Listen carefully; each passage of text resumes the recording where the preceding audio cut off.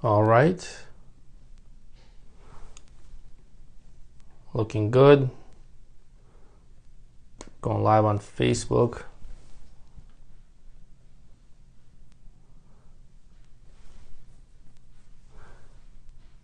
Hey, what's up, guys? The live on Instagram. Can you let me know if you can hear me all right?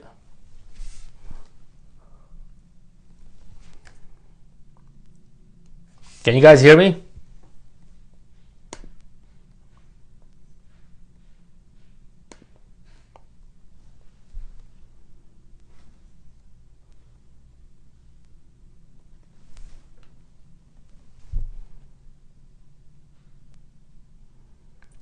Let me know if you could hear me.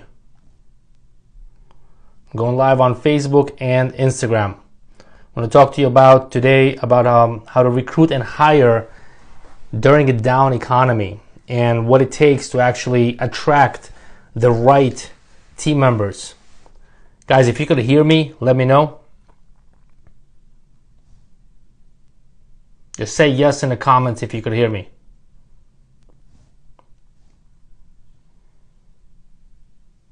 Awesome. Thank you. Okay. So by the way, if you guys have any questions, Facebook or Instagram, during the live, don't worry about it. Awesome. Thank you. I appreciate it, Shaheen. Just type out a comment with your question, and I'll definitely reply to it. But obviously, we're going to save this and also reshare it. But also, I'm going to post it on the YouTube channel as well. So here's what I wanted to cover today.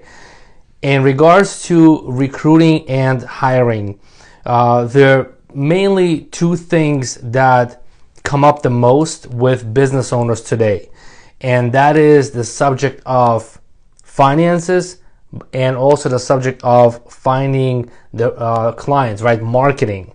What business owners are not talking about, but in conversations we're finding out, is that those businesses that are operational, whether they're working out of their office or a home office with their employees, spread out and working from their homes, you have to understand that over the last almost 90 days, businesses have gone through a major shift, a change, improvement, or lack of improvement, however you look at it, or also however the situation presents itself. And now more and more small businesses are looking to hire the right individual, whether it's part-time or full-time.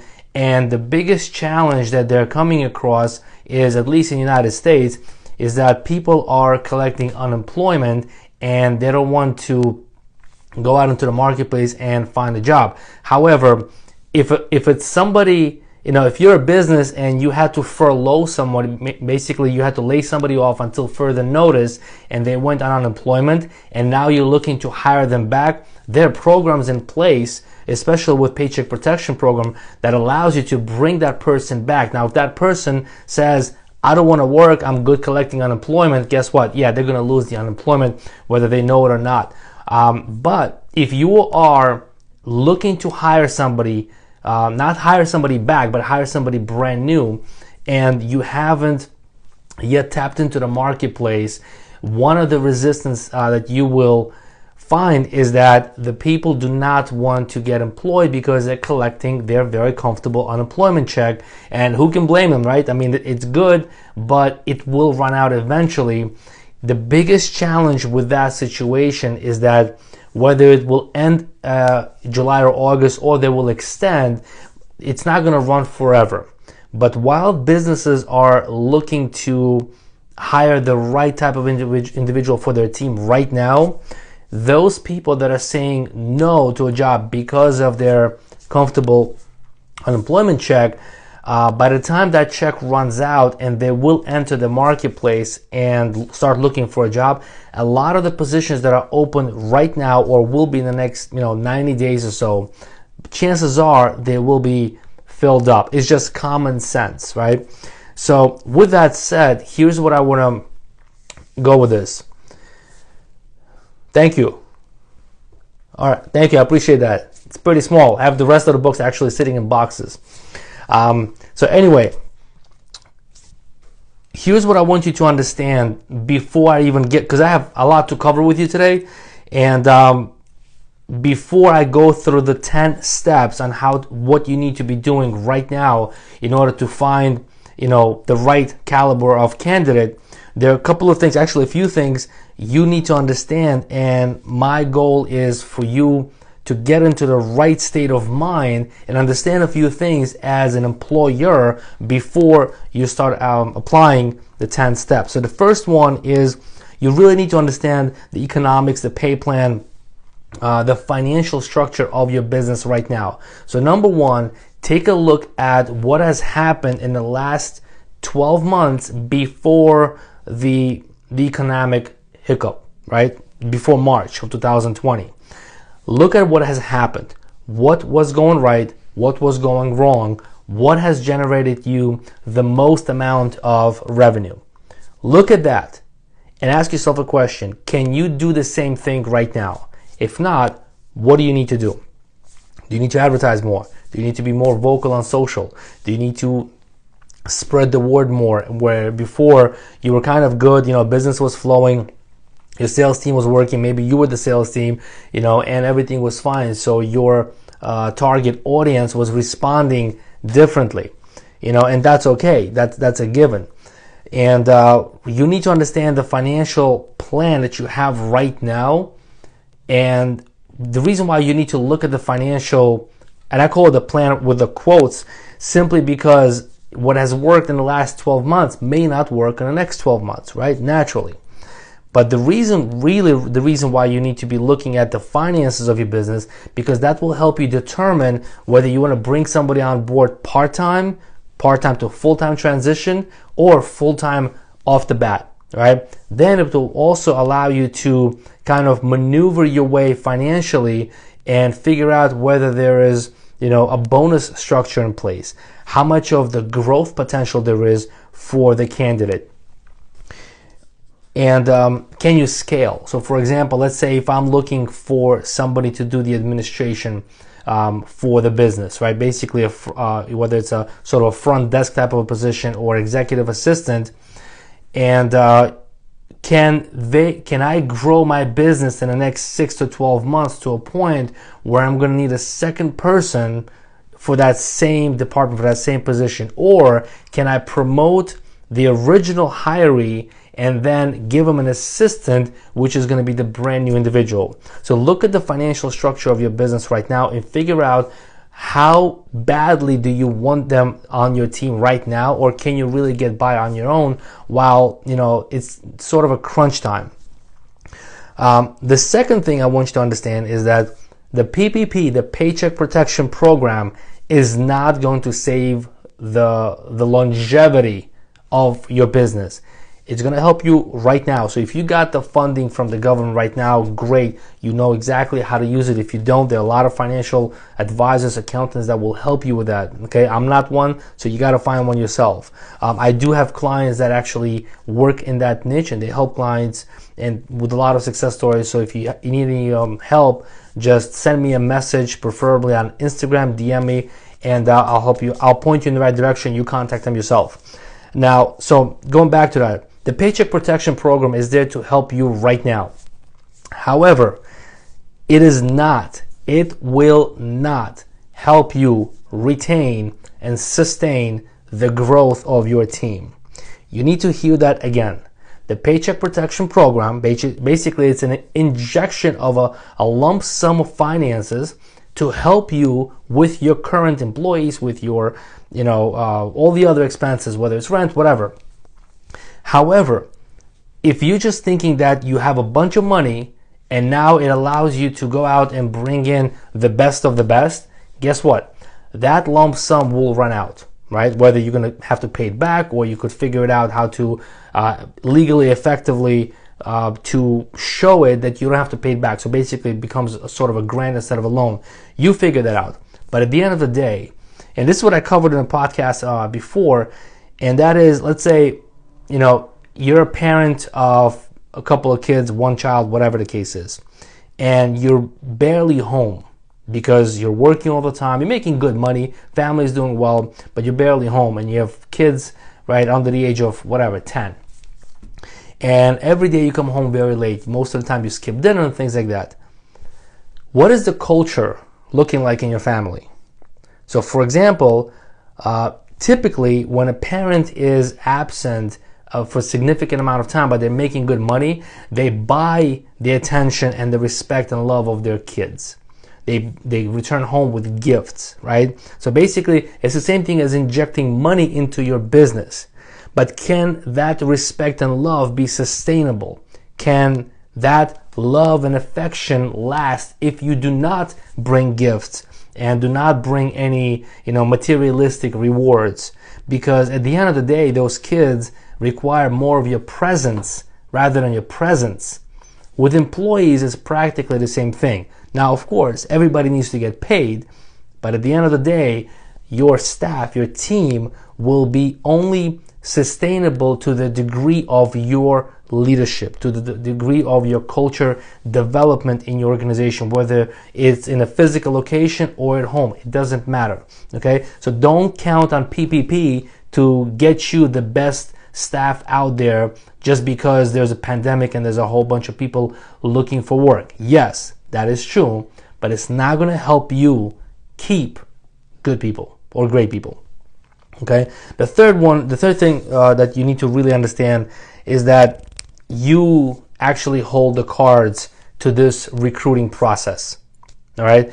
You hold the cards. The ball's in your court. Meaning, if up until March of 2020 there were about 2 to 5 qualified employers sifting through one resume and fighting for that resume, where the person looking for a job, they would come in with their arms crossed, legs crossed, and they would just like have the attitude of, what do you got for me?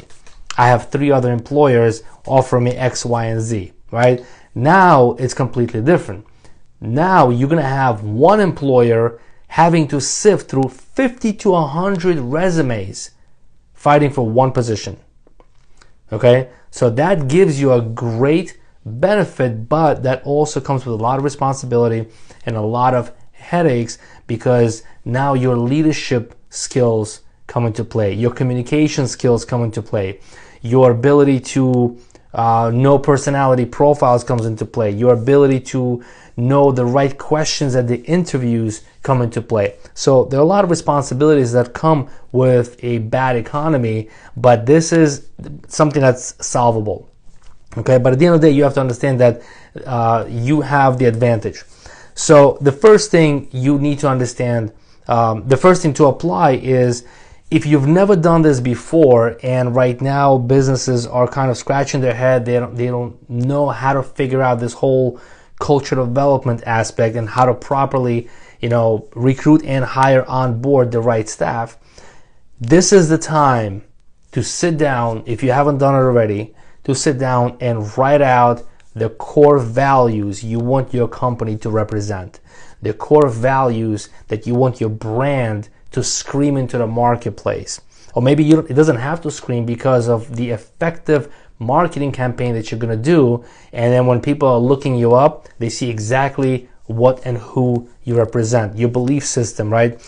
Your core values will dictate the core competency and the culture of the organization as well. Even if it's just you by yourself or maybe an assistant, it doesn't matter whether you have 5 employees or 500. These things are a must. They're non-negotiable. So first things first, have core values. Now, how do you develop core values? These are the things that you believe in, right?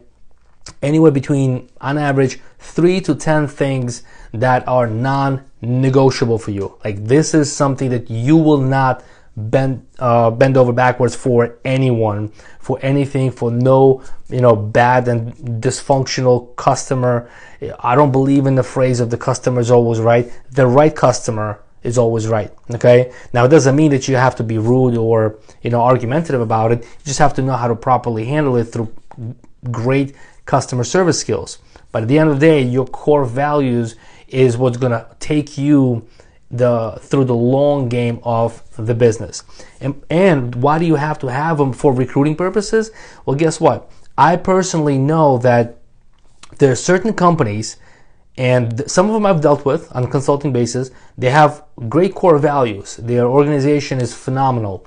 They're in business for like 30 years. But then when you look at their retention rate of employees, they're going through about 25 to 40% turnover rate annually. Now, what does that tell you? Even though the core values are there, that could mean a few things. Number one, maybe they're not practicing their core values. Second one is they don't have a training in place. Most of the time it's actually the lack of training, consistent training. I'm not talking about training just once you onboard them. I'm talking about consistent training. And the third one is those core values are not being communicated during the interview process. And what I would recommend is that have some of those, if not all, core values listed in your job placement. You know, let the candidates know before they even contact you what your company stands for, what you believe in, what you will not tolerate, what you appreciate and respect, you know, and communicate the core values everywhere. Your core values should be spoken directly or indirectly with your marketing, with your job hunt, right, with your recruiting, and with your interviews. The more you speak in the language of your core values, the better candidates you will attract to your organization. Now, I use the term better very lightly because I personally believe in recruiting and hiring the right individual, not the good individual, because quote unquote, everybody is good, right? But what does it take for the candidate to be the right individual for your team? So this is where alignment and core values come into place. Whether you make that candidate a great team member or not, that all falls onto your leadership ability or the lack of your leadership ability. So the second thing you have to implement is you have to be self-aware. Let me see here. Okay. You have to be self-aware as an employer, as a leader, right? Now, a lot of great business owners are not really great leaders. Sometimes they have to bring in somebody else like a CEO or the right-hand man or woman to be the leader of that organization. So you have to be self-aware and realize what you're good at and what you need help with. Because again, firsthand experience, even with my own business, with my partners, that just because you're a business owner and a great business owner or a great business operator does not necessarily make you a great leader. I personally know even some friends that are phenomenal business owners, 5, 10, 20, 27 years in business, but they're not great leaders and they know it. The reason why they know it is because they've tried time and time again and they just couldn't implement the leadership development into their organization. Like they would bring somebody on board, they would go through the training, but they're not able to scale that individual. They're not able to scale that position, meaning they cannot promote them properly and walk away, right? That's leadership development. And if you can't do that, you have to kind of swallow your ego, get rid of it, all right? Because you got to check yourself and ask, what's bigger, the ego or my bank account? And if your ego is bigger than your bank account, time to reassess, my friends.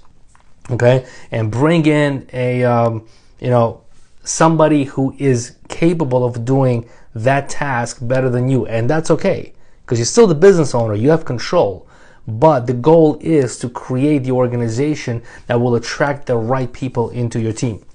Okay, third one, have a system in place for training. Now, whether it's in-person training, whether it's online, I prefer having it systemized with online training. And if you need any help, you could again send me a message, write me an email, and I will guide you in the right direction. As far as what platforms you could use to systemize your training for your new recruits and hirees.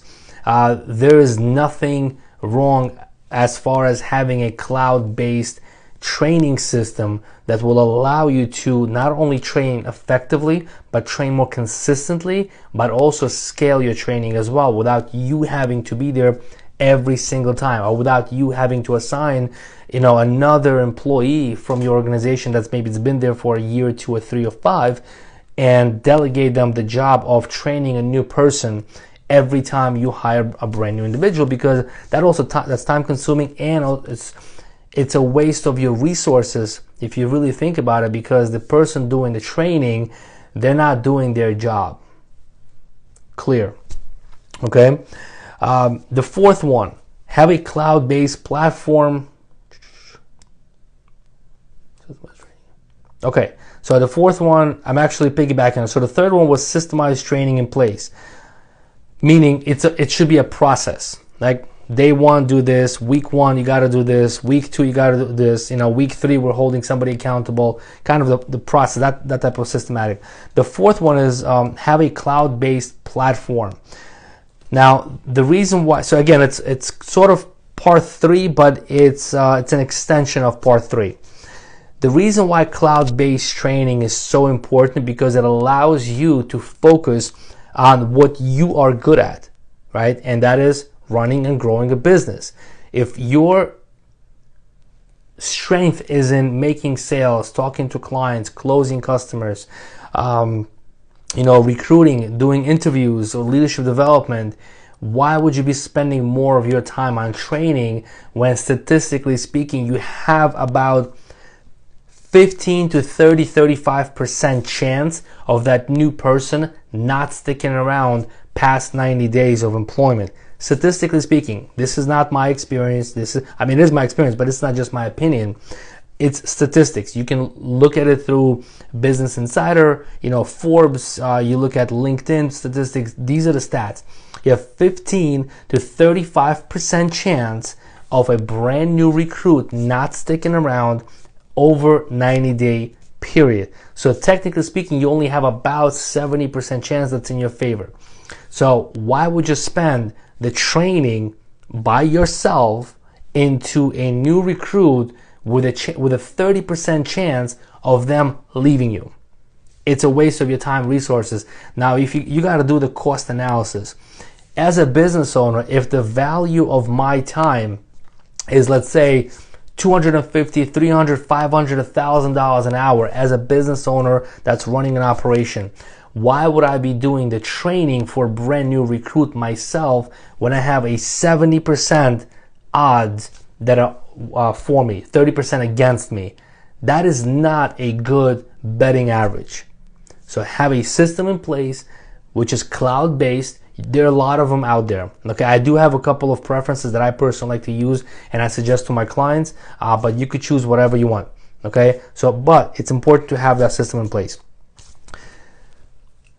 The fifth one, that's important. Offer competitive pay. And guys, okay, so I have 2 live streams going on here. If you have any questions, just shoot them at me and I'll address them, I promise. So the fifth one is have a competitive pay in place. The reason why I don't list it as number 1, 2, or 3, recently I did a video on 5 top things you can do to reduce the employee turnover, and the last one I mentioned is the competitive pay. It's important, but it's not as important as the other ones, simply because you may attract the right person with a competitive pay, but they're not going to stay with you just because of that pay. Now, hear me on this, okay? This is not me saying this. Again, this is statistics. This is industry. I can only speak for United States statistics. I don't know the stats on anywhere else. According to Forbes, Inc., and LinkedIn research, 70% of the time when somebody leaves their employer, the reason has nothing to do with the pay plan. Only 30% of the time, one of those 3, okay, so out of top 10 reasons, top 7 have nothing to do with the pay plan. They mostly have to do with lack of communication, lack of leadership, poor culture, work culture, organization, there's no growth, bad management, things like that. Inability to cope with coworkers. Now the other 3 reasons, okay, so one of the 3 reasons does have to do with not enough pay. So you don't want to be known as the cheap employer. So you need to have, culture is massive, absolutely. You need to have a pay plan in place that will be attractive, but you will only keep those people because of all the other things that I talked about. Okay, so definitely have a competitive pay, and not just as initial offering, hey, listen, here's $80,000 a year, here's what your responsibility is. Right now we're working from home. I just need you to stay accountable. Here's your 35 hours or 40 hours, 50 hours, whatever it is per week.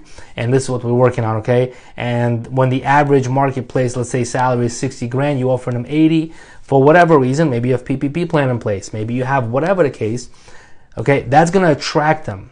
But if that's the only thing you have to offer, there's no growth, there's no bonuses, there's no growth as far as compensation as well, they're not going to stick around. Not me saying it, this is the national statistic. Okay? All right, 6-1 is recruit part-timers, mostly, especially if you're in a business that can do this right now during the time of a pandemic, social unrest. There's a lot of uncertainty going on. People are questioning their careers. People are questioning their business. People are questioning their, not just careers, but professions. That's a scary part. So what I would do if I were in your shoes as an employer, if you can do this, if your industry and business allows you to do this, okay? Because it's going to help you out better long term. You may lose out a little bit short term, but I promise you, you're going to be victorious, but long term, but so will your team member as well. And here's what it is. Try to recruit for part-time only in the first week or two, and explain to them that this is now if you need full-timer, you explain to them this is a part-time transitioning into a full-time position with blank opportunities for growth, right? And ideally you want to bring in 2 to 3 qualified candidates to sort of fight for that position. Now, if you may end up with 2 out of those 3 that you will hire, even though you were just looking for 1, because of their ability to show you how great they are, not just as a team member, but when it comes to competency to execute the job as well. But the reason why you want to have 2 to 3 part-timers come in, figuratively speaking, if you're not in the office yet and everybody's working from home, the reason why you want to do that is because you want to offer, number 1, an opportunity to more people. Second one, you want to be in a position to make a logical and educated decision who you bring in on board to fill that position. Maybe you're going to create a second position as well because you're going to be skeptical of losing out a second person who you really like the work of. Now, once you bring them on board, you need to be very thorough with the things that I explained to you before. The core values, being self-aware. You need to delegate the work of leadership if it's not you, but you have to take them through that process. At the interview, you explain to them who you are, what you represent, where your company's going, the mission, the vision, all that good stuff. Okay? Now, as a leader, you never want to be doing manual labor yourself. Absolutely. Absolutely. Hey, I know Ty Moore. Ty, is that your name, Ty? I think you requested to join in live. So hang in there. I am going to patch you in, so you and I are going to go live. Okay, so you can introduce yourself. We are recording this, and I'm going to be posting this on YouTube as well, and reposting and sharing it on Facebook. Okay. Awesome. Good. Just to be clear, Ty, that's your first name, Ty? Okay, while you answer, let me move forward. My pleasure. All right, so the next one is, all right, let me see here, recruit PT.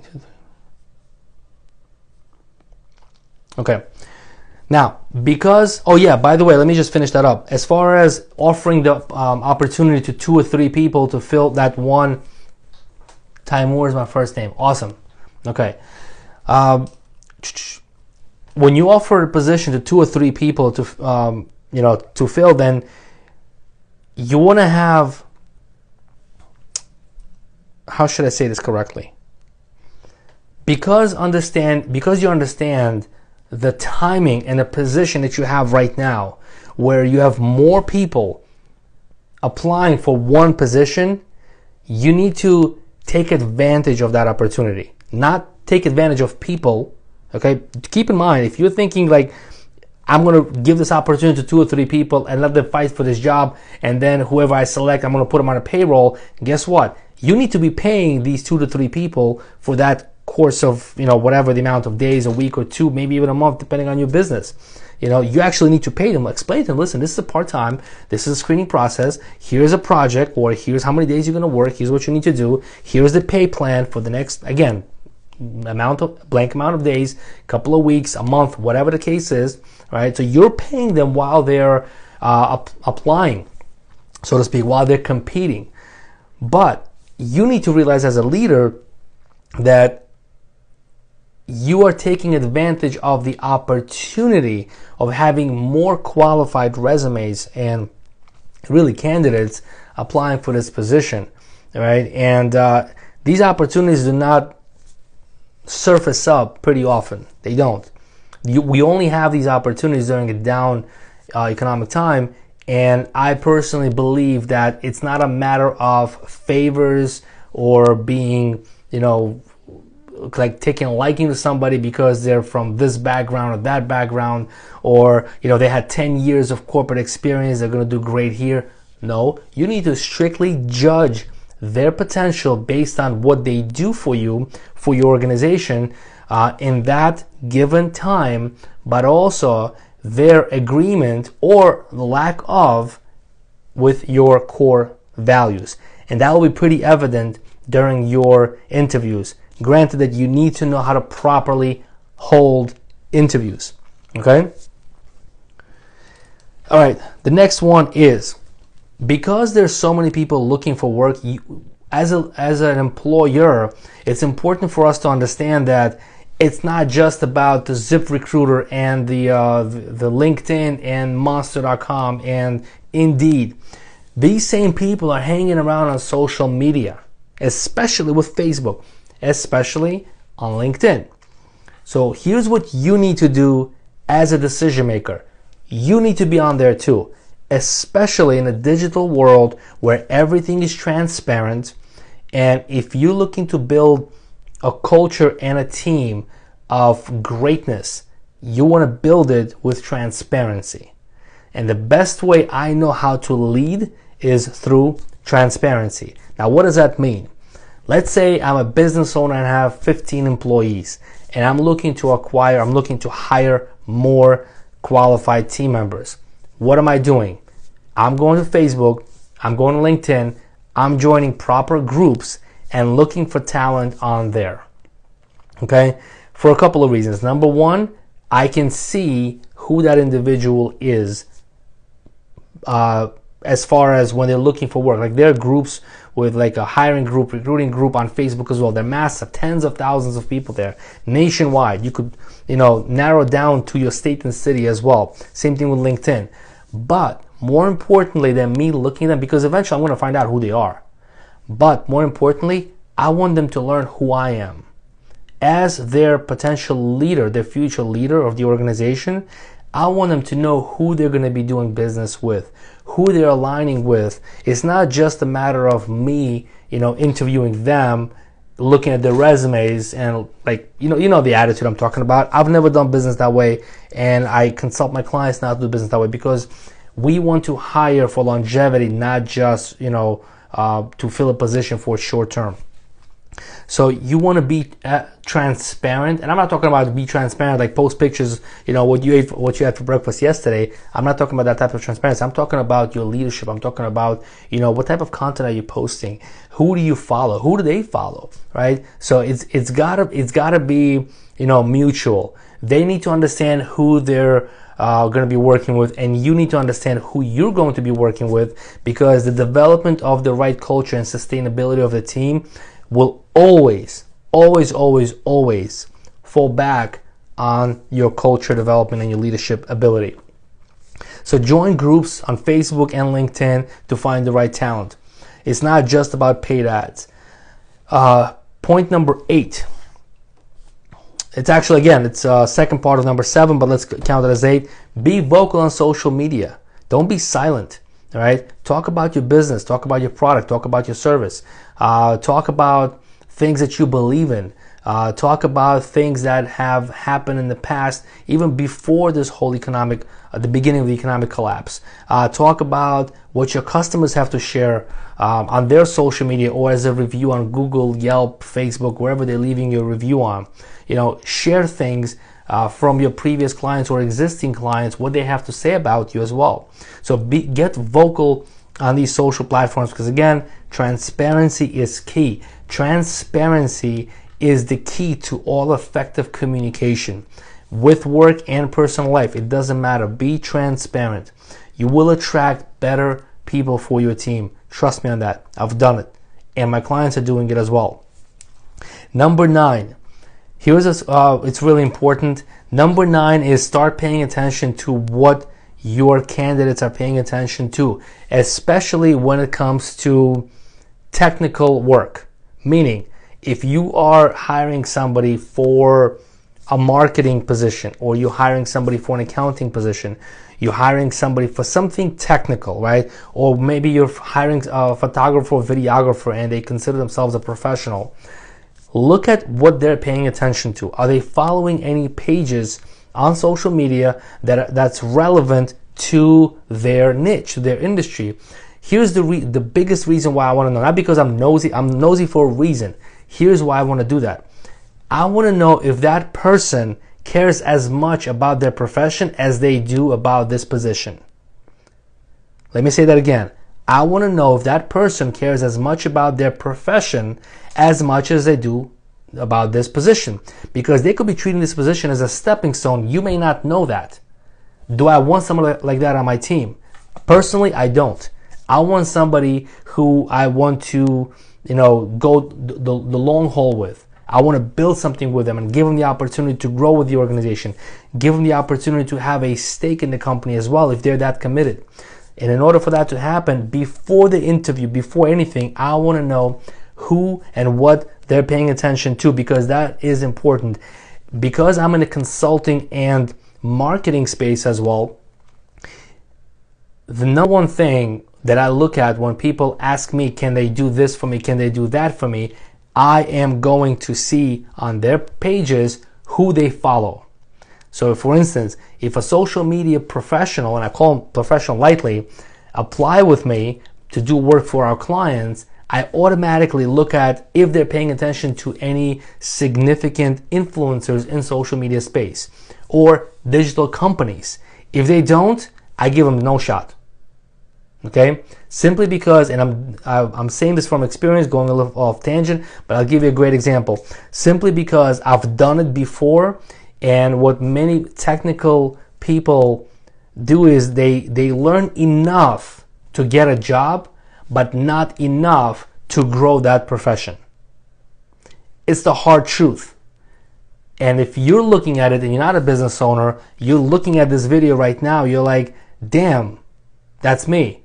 Hopefully that's a wake-up call for you to understand that if you are in your 20s and your 30s, maybe even your 40s, and you're looking to make more money than what you have right now, you have to look at your craft very serious, and you have to be paying attention to businesses and individuals who are significantly more impactful in the marketplace than you, because that's what I do, that's what my colleagues do, that's what my staff does, that's what my clients do. Because in order for us to grow, the best way to learn is from people and businesses that have done it. Okay? So pay attention to what they're paying attention to. That was point number 9. Last but not least, never stop recruiting.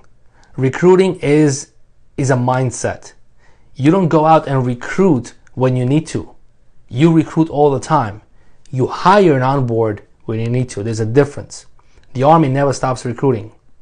Navy SEALs never stop recruiting. Not everybody qualifies. Not everybody passes the test. Okay? Religion never stops recruiting. The best Fortune, like you take the best organizations, Fortune 100, Fortune 500, Fortune 1000 companies, they never stop recruiting. Ever, ever, ever. Even if all positions are filled, They're always recruiting, always, always, always, especially as a leader. Like your recruiting hat is always on. You're recruiting for two things. You're recruiting for great talent and you're recruiting for a potential customer. That's it. That is it. Recruiting is the answer. Not necessarily hiring, but definitely to screen and qualify. You never know. You just never know. Recruiting never stops. Okay, where is Ty Moore? We have not met, so let me bring you on board.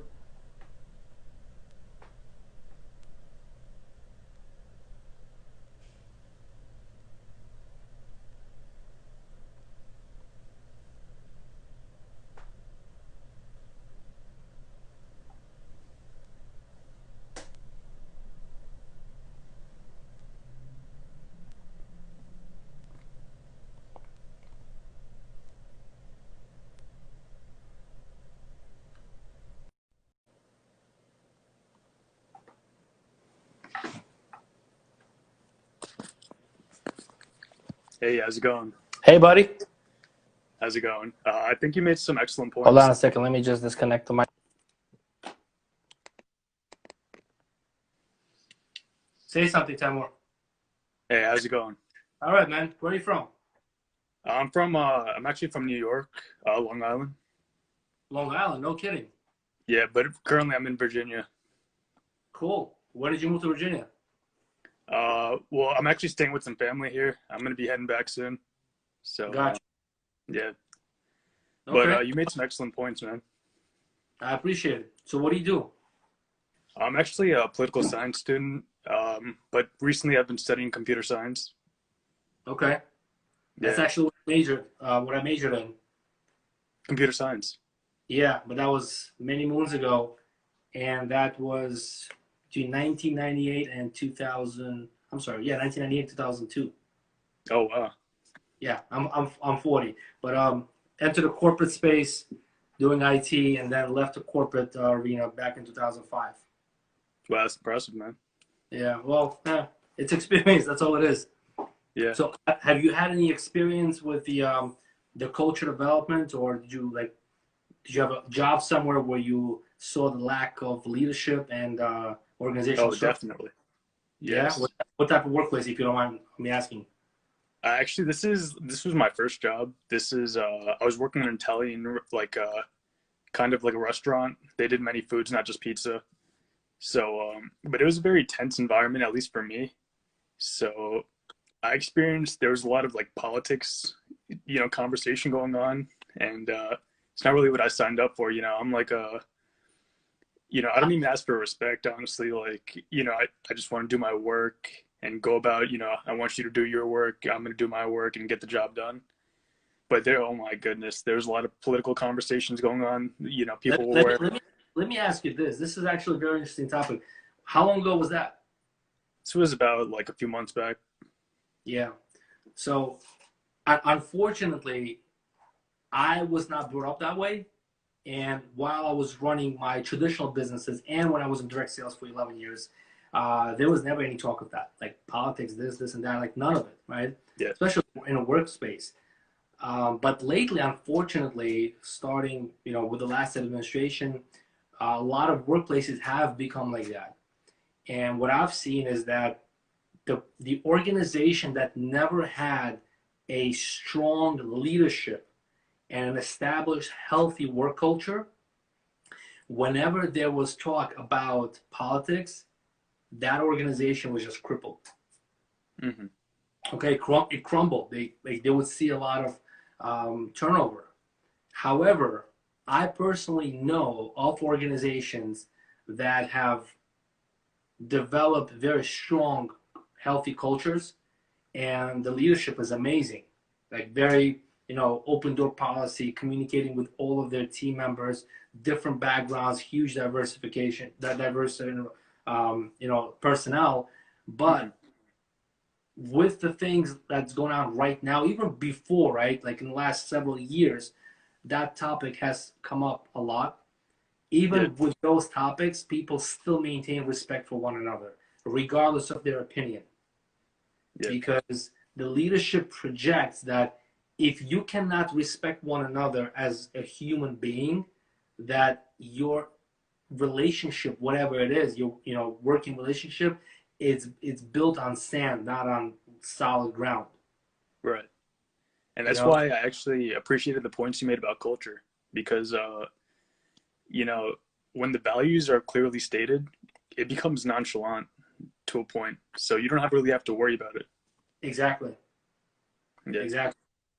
Okay. So, and, like, and not having to worry about it, that means you can get to you can get to the specifics, you can get to things that matter, and you can get to, specific things that need to be done this way or that way, instead of having to reaffirm the values constantly because they're already reaffirmed in the culture.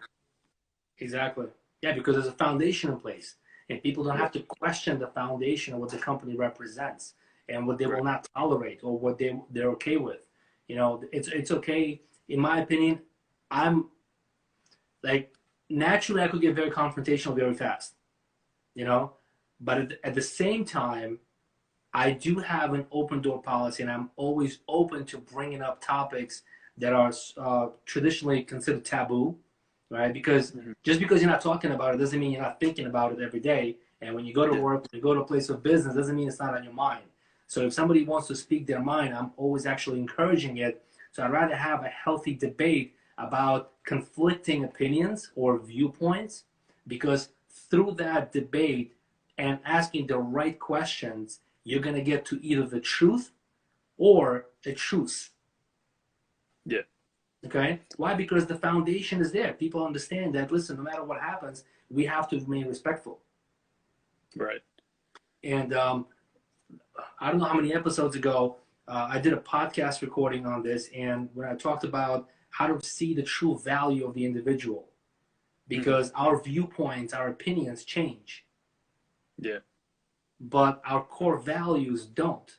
So what we want from a political party or from a business or employer may change depending on what stage of life we're in. Mm-hmm. But we're always going to be looking for that entity, for that environment that speaks to our core values, internal core values, what Yeah. we were brought up with, or the parents or friends or whatever the environment is, you know. Mm-hmm. And since you brought up politics, like when I was in my early 20s, there was like no politics. This is something my family never discussed. Like we it was irrelevant, because no matter whether it was Democrat or Republican, I came from a former communist country. It doesn't matter what the government is doing. What matters is your mindset, your family, and how you view money, and what are you doing to generate money, Right. right? And I was taught from the beginning that it doesn't matter what is going on over there. The most important part is what's going on over here, and if you can protect this, then you will be okay. Yeah. And when I went to college, I was already here in this country, and the viewpoints like a typical 20, 19, 22 year old, like, okay, I think I'm more democratic, you know. But Yeah. then as I got older and I started to make money as an employee, but then more importantly, when I went into business, I realized that being democratic is not the best way to take care of everybody else, because the focus is different. And just recently, I've learned that I'm not even a Republican either, Oh yeah. because respectfully, I like parts from the left side and I like parts from the right side. Mm-hmm. It's the bickering that's created by the system that is driving people apart. Oh yeah. And as like you never hear these leaders say, "Oh yeah, here are the books that we recommend. Here is the class that we recommend. Here are the top 10 industries that you should be looking into in the next 5 years." Why? Because they know if they empower you with certain information, they disempower themselves and they lose control over the public. Oh yeah. Definitely. So that's why I'm like, you know what, and this is just recently started happening. I'm like, I think I'm more of an independent, borderline libertarian, rather than Republican or Democrat, because it's just disgusting what's going on. Oh yeah. But at the end of the day, in a work culture, I truly believe that the core values, it's like the foundation of anything Yeah. before moving forward. I definitely agree. I consider myself independent towards libertarian side too. Yeah. But I've been finding that especially these big companies, they're struggling to, in my personal experience, at least from what I've studied, I think that, companies that are able to avoid politics in their, culture, I think those companies are able to prosper quickly and the most. But now these big companies, I think they're struggling to keep the politics out of their employees. So now, Here's my view on it. I don't agree with the policy where the company says no politics. You know why? Because you're going against human nature. I will always bet on the human behavior. yeah, The human behavior will win, no matter what you're doing. yeah, Human beings will always be human beings. And if somebody wants to voice their opinion, I believe they have a right to being respectful. As soon as they cross that line, the border of being disrespectful, for me, that's where I draw the line. right, Like there's no tolerance for it whatsoever. yeah, But if you do it in a respectful manner and people want to do what they're going to do, they want to voice their opinion, they want to discuss something, by all means. This is what I mean by having an open door policy and being open to all types of communication. Like there shouldn't be any taboo, yeah. because human nature, at the end of the day, will kick your butt if you're going against it. Oh yeah, definitely. And You know? yeah, man, I think you made excellent points tonight. And I I appreciate it, actually man. want to discuss something else. I'm forgetting what it was. Um, it's like, oh yeah, I think, because of the internet and all the, this informational age, I think everybody's trying to do it themselves. But and I think that's why everybody's becoming more political and more, in what I've been studying right now, more computer science. Like everybody's trying to write code or create the new Facebook or create the new Twitter or social medias, things like that. But they're neglecting that instead of writing software, you can also just use software and apply the softwares instead of trying to create it from the bottom up, which is extremely difficult, especially if you're now working with an effective team. Yeah. So Why do you applying think that's software. happening? Oh yeah, sorry. Why do you think that's happening? It's because, I don't know, I I don't know why this is happening, but people are feeling, a certain type of way or something. But Ego. yeah, That's it's it. got to be. It's got to be the ego. Yeah, And that's okay, because when they fall flat on their face and understand that, hey, listen, this is not the only way to go about becoming quote unquote successful, and there are other ways, whether you do a joint venture, you become a participant or a team player. Maybe you're like Gary Vee. I don't know if you're familiar with Gary Vee, but he always says it's not, you don't need to be number one in the company. You could be number 30 and still make a shitload of money. yeah, It has to be the right train going in the right direction. right. Because if it's the right train going in the wrong direction, you end up nowhere very fast. Oh If yeah, it's the wrong train going in the right direction, that's the part where you could be number 20, number 30. You're still going to get to the right direction. right. You're still moving. You're still You're making still moving. progress.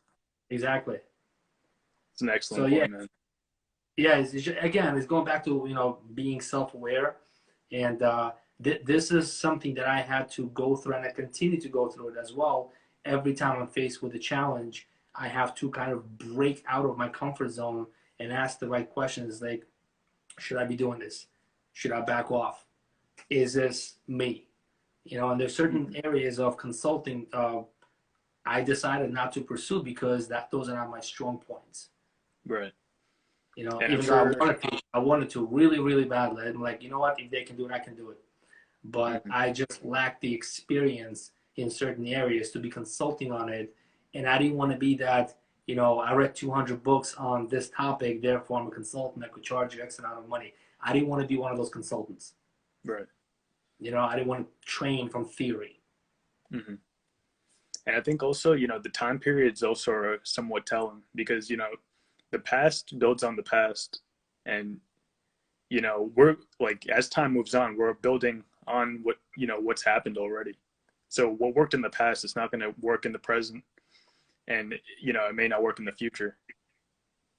Right. But, Okay. Talking about applications, yeah, Yeah, so as technology is progressing, it's getting exponentially faster. It's not staying at the same rate.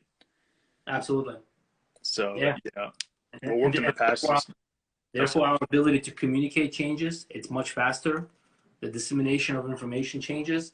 right. Your ability to recruit, hire, train, promote, demote, everything changes because of the speed of implementation. Yeah, absolutely. All right, awesome. Listen, thanks a lot, buddy. I really appreciate you. And since you're Long Island, let me know when you're back here. Thanks for having me on, man. Awesome. Thank you. All right, peace out.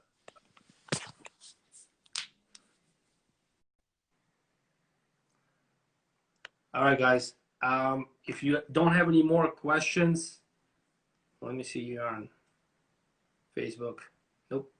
Okay. If you don't have any more questions on hiring and recruiting in a down economy, we're going to call it a night. I appreciate you all.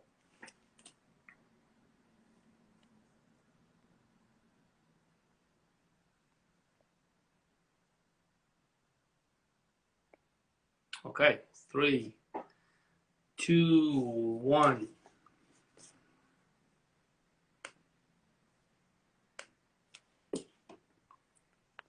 Thank you. Good night.